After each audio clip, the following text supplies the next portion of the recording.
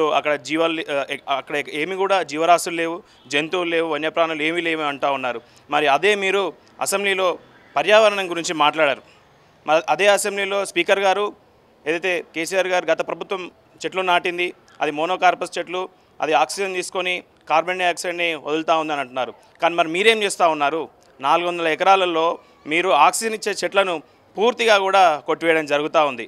ఇదైతే ఇక్కడ సిటీ ప్రాంతంలో ఉన్నటువంటి వాళ్ళకు కూడా, లేకపోతే ఇప్పుడున్నటువంటి పరిస్థితిలో అక్కడ ఆక్సిజన్ లెవెల్ అనేది కూడా తగ్గిందని మనకి గూగుల్ రిపోర్ట్స్ కూడా చెప్తా ఉన్నది. మరి మీరు అక్కడ ఉన్నటువంటి అంత ఫేక్ పేటీఎం బ్యాచ్ మనీ ఇది ఏదని మీరు చెప్తా ఉన్నారు మీడియా ముందు.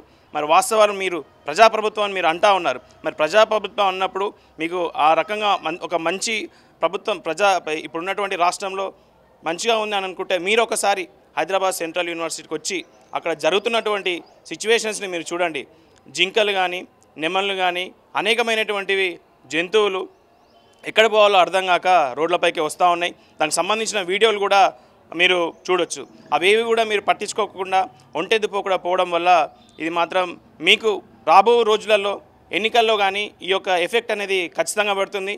ఖచ్చితంగా విద్యార్థి లోకం మీకు ఒక గుణపాఠం తెలియజేస్తూ ఉందని ఏఎస్ఎఫ్గా మేము డిమాండ్ చేస్తూ ఉన్నాం.